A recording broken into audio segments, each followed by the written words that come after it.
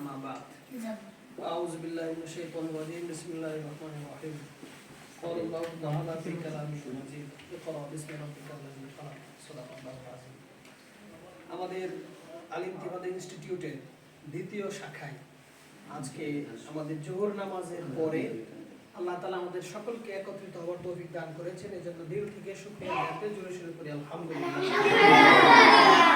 একবার আলহামদুলিল্লাহ পড়লে রাসূলুল্লাহ বলছেন যদি কোনো ব্যক্তি আলহামদুলিল্লাহ পড়ে তাহলে আলহামদুলিল্লাহ পড়লে পরে মানে আল্লাহ তাআলা তার মিজানের পাল্লাতে কিয়ামতের দিন একবার আলহামদুলিল্লাহ পড়লে ততটাই ভারী করে দিবেন। আবার পরে আলহামদুলিল্লাহ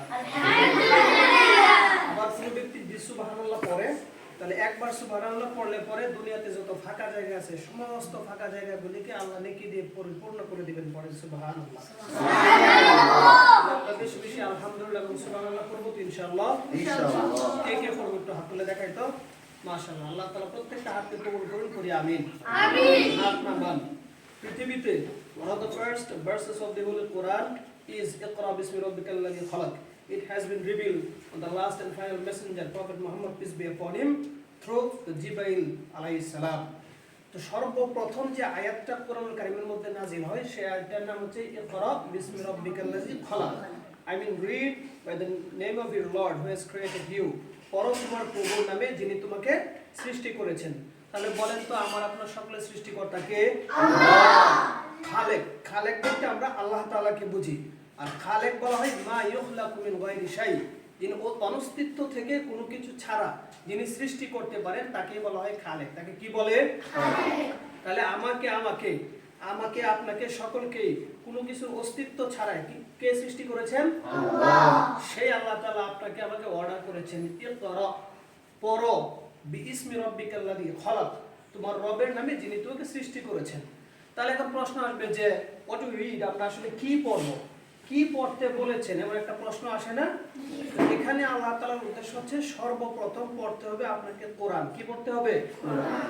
after learning the holy Quran your circumstances will be very free. আপনি কোরআন শিখার পরে আপনার দুনিয়াটা একবারে ফ্রি থাকবে। আপনি অনেক কিছু শিখবেন, সায়েন্স শিখবেন, বায়োলজি শিখবেন, রাষ্ট্রবিজ্ঞান শিখবেন, পাবলিক অ্যাডমিনিস্ট্রেশন শিখবেন, সব কিছু শিখার অফুরন্ত সুযোগ করে দিবেন কে?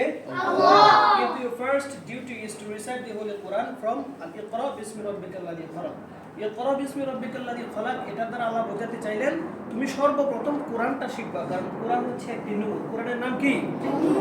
আল্লাহ তাআলা বলেন ক্বাদ জাআকুম মিনাল্লাহি নূরুন ওয়া কিতাবুন Mubin, verily light and reflection and an overput has come to you from your Lord.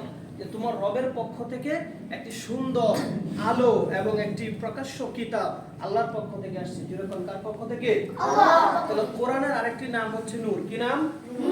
কোরআনের আরেকটি নাম হচ্ছে যিকর। কোরআনের আরেকটি নাম কি? যিকর।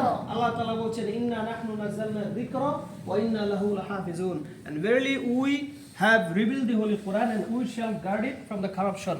আমি এই কোরআনকে নাজিল করেছি এবং কিয়ামত পর্যন্ত এই কোরআনকে সমস্ত বিকৃতি থেকে আমি আল্লাহ হেফাজত করব। পড়েন আলহামদুলিল্লাহ। তাহলে আপনারা আল্লাহ তাআলার প্রথম যে আদেশ বান্দার উপরে সেই আদেশটাকে তামিল করছেন, আপনারা কোরআন শিখছেন, এই জন্য আমাদের প্রাউড ফিল করা উচিত। তাই আল্লাহর দরবারে আবারও শুকরিয়া আদায় করে পড়ে আলহামদুলিল্লাহ। এখন আপনাদেরকে যে আল্লাহ তাআলা এই সুন্দর পরিবেশে থাকার ব্যবস্থা করেছেন, ভালো খাবার দাবারের ব্যবস্থা করেছেন, এত সুন্দর আলোকিত লাইট সাজসজ্জা সবকিছু আপনাদের জন্য। কাদের জন্য? এই সবকিছু কাদের জন্য সম্ভব হয়েছে? আপনার মা বাবার অক্লান্ত অফুরন্ত পরিশ্রমের মাধ্যমে মাস শেষে ওনারা আপনাদের জন্য যে একটা নির্ধারিত পেমেন্ট পাঠিয়ে থাকে, এটা উপার্জন করা যে তাদের জন্য কতটা কষ্ট এটা এখন আপনারা বুঝবেন না। আপনারা যখন একটা বয়স নির্ধারিত সময়ে যাবেন তখন বুঝবেন যে আসলে এটা কতটা কষ্টের দায়িত্ব।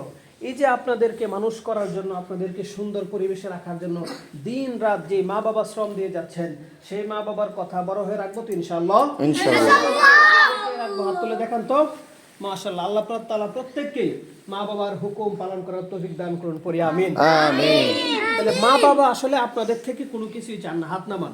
মা বাবা আপনাদের থেকে শুধু এটাই চায় যে আমার সন্তান পড়াশোনা করবে, সে একটু ভালো মানুষ হবে। কি মানুষ হবে? আমরা